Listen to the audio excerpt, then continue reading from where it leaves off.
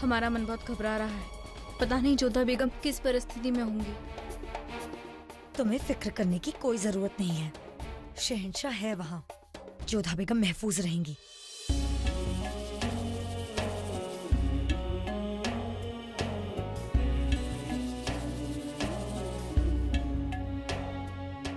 शुक्रिया।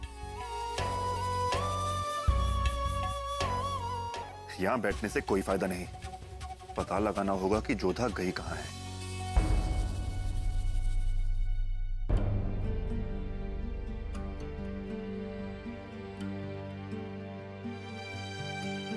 जगदेव जी,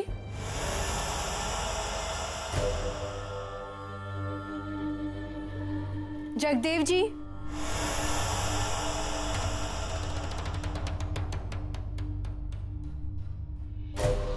अरे राधा जी, आप आ गई।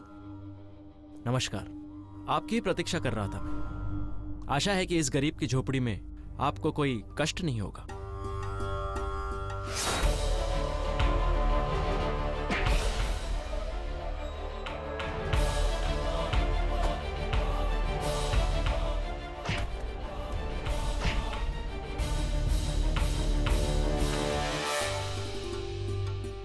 ये तो कह रहा था इसका पुत्र का जन्मदिन है, उत्सव है, परंतु यहाँ तो कोई नहीं दिख रहा। आप यहाँ क्यों खड़ी हो गई? भीतर आइए। यहाँ का माहौल देखकर हमें ठीक नहीं लग रहा है, लेकिन हमने शहंशाह को वचन दिया है कि जगदेव का सच सामने ला कर रहेंगे। हम पीछे नहीं हट सकते।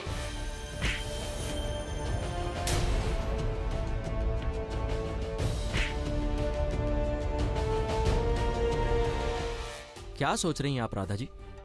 यही कि बाकी सब लोग कहाँ हैं? आपके पुत्र का जन्मदिन है ना? आप तो हमारी प्रमुख अतिथि हैं राधा जी। आप आ गई तो सब आ जाएंगे। आपकी तरह हर कोई महान नहीं होता। देर से आने में लोग अपनी शान समझते हैं। आइए, बैठिए।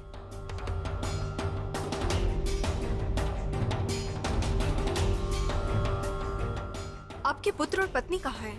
बस भीतर तैयार हो रहे हैं, आ जाएंगे अभी। तब तक मैं आपका सत्कार करता हूं।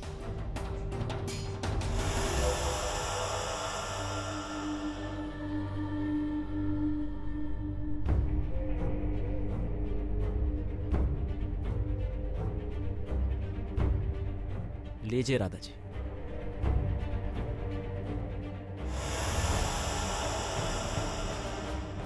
जी नहीं, हम मदिरापान नहीं करते। अरे राधा जी, ये मदिरा नहीं है, ये सोम रस है। देवता भी यही पीते हैं। हम देवता नहीं हैं। जैसी आपकी मर्जी।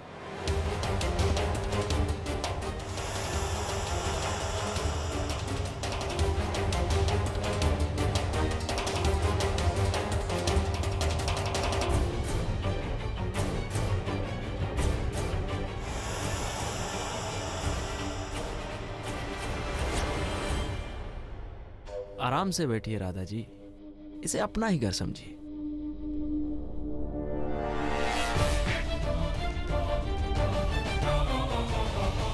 जादू है आप में राधा जी।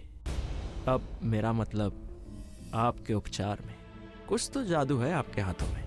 मैं विश्वास के साथ कह सकता हूं कि आपके रोगी आपकी दवाई से नहीं, आपके इन कोमल हाथों के स्पर्श से ठीक होते होंगे। आपकी एक खूबसूरती देखकर रोग भी रोगियों से दूर भागता होगा। सुंदरता तो आपकी सोच में है।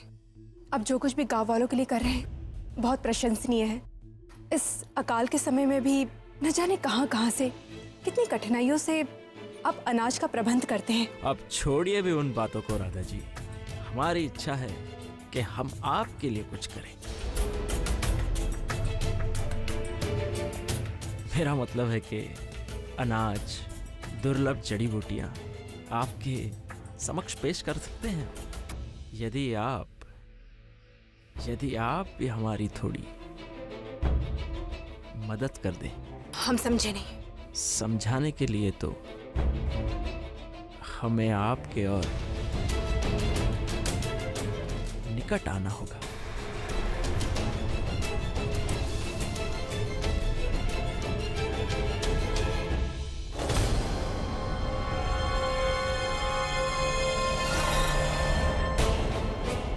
सुरजन, तेरी हिम्मत कैसे हुई मेरे घर में घुसने की? निकल जा यहाँ से।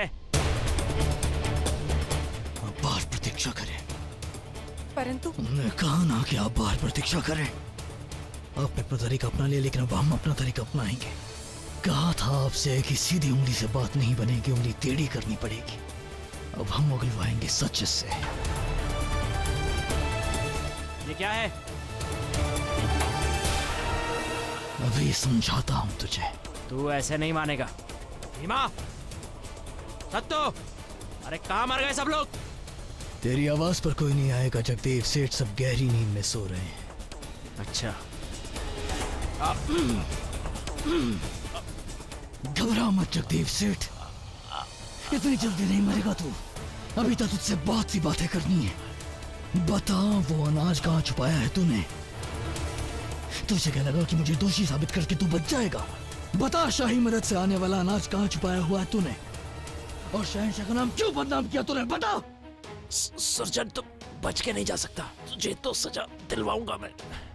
फिलहाल तो तुझे तेरी फिक्र होनी चाहिए जगदेव सेठ।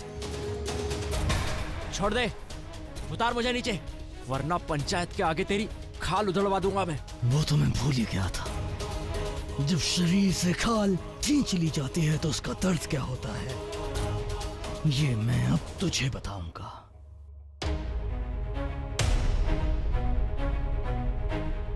उतार मुझे। सुरजन,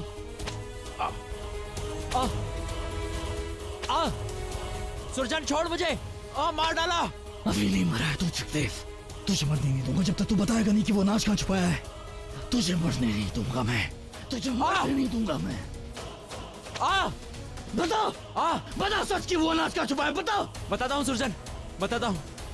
दरअसल मिर्जा हाकिम से मेरा पहले ही सौदा हो चुका था कि सल्तनत से जो भी अनाज आएगा वो उस तक पहुंचाना है। यहाँ से थोड़ी दूर एक जंगल में झाड़ियों के नीचे झुरमुट में एक तहखाना है। सारा अनाज वहीं छुपा कर रखा है। छोड़ दे मुझे। ये सच तू गांव वालों के सामने बताएगा? बता दूंगा, सब बता दूंगा, मुझे उतार तो दे। सच कह रही हूँ।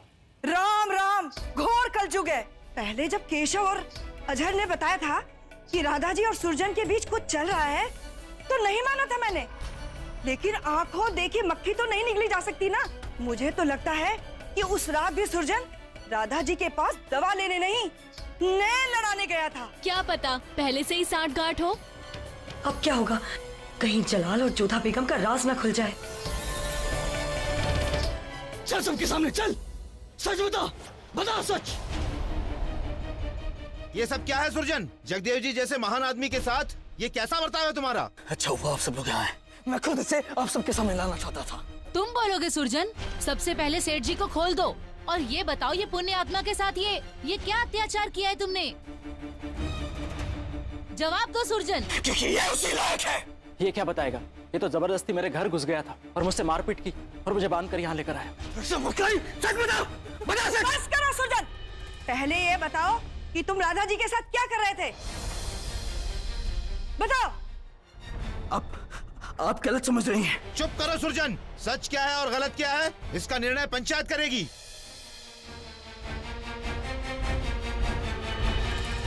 आप नहीं राधा जी, आज आप यहाँ पर नहीं बैठेंगी क्योंकि पंचायत में आज सुरजन के साथ साथ आप भी आरोपी हैं।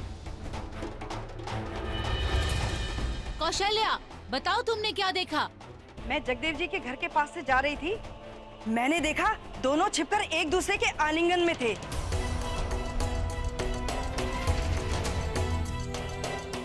आज समझ में आया कि राधा जी हर बार इस सुरजन का पक्ष क्यों लेती थी। जगदेव जी, अब आप बताइए कि सुरजन ने आपके साथ क्या क्या किया? अब क्या बताऊं? जो कौशल्या जी ने देखा वही मैंने भी देखा। मैंने तो इन्हें रंगे हाथों पकड़ लिया था। अब अपने ही गांव में बेशर्मी कैसे होने देता? बस इसने मुझे मारना शुरू कर दिया और मुझे पकड़कर यहाँ ले आया ताकि मैं झूठा सिद्ध हो सकूं। सुरजन तो है ही डाकू, पर ये राधा भी कुछ कम नहीं है। हाँ, इनका नैन मटक्का तो बहुत पहले से चल रहा था। तभी तो जब भी पंचायत में उंगली उठी राधा जी ने बात घुमा दी। देख क्या रहे हो, मारो इसे पत्थर से। रुको, रुको। देखा, टूटा ना दिल। अरे निर्लज्ज, अपने देवी जैसी पत्नी को धोखा देते हो। और राधा जी, आपके तो क्या कहने हैं, आप तो सबके सामने देवी बनकर घूमती थी और असल में आप हैं पापी।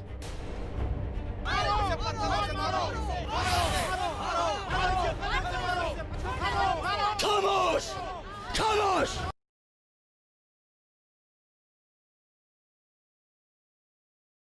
जानना चाहते हैं कि क्या रिश्ता है हमारा इनके साथ? तो ये बीवी है हमारी।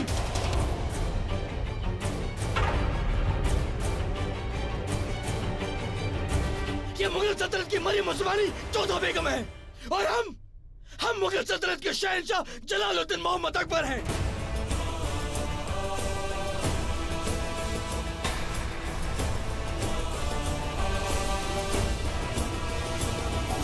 अब देखना चाहते हैं कि किसमें दम है। आओ मारो, आओ। वाह वाह, कितना बड़ा झूठ। हाँ, शहंशाह। बड़ा चतुर है ये, खुद को शहंशाह कहता है और इसे जोधा बेगम। अरे काहे का शहंशाह? अगर ये शहंशाह होता, यहाँ पर सबकी जूठन उठाता, भरे चौपाल में कोड़े खाता, इन बीमारों के साथ रहता। झूठा है ये, धोखेबाज है, बहरूपिया है ये।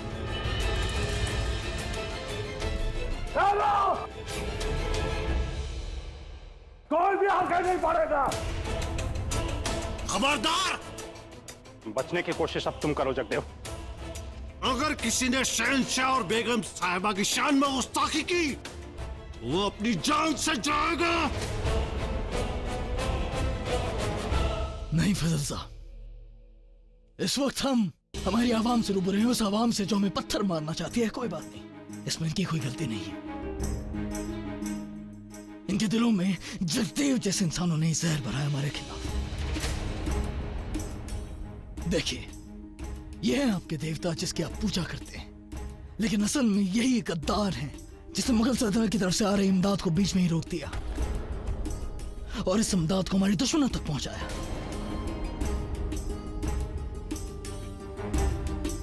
शहंशाह, ये रही वो अनाज की बोरियां जो सल्तनत की तरफ से भेजी जाती थीं, मगर इसने सब छुपा रखी हैं।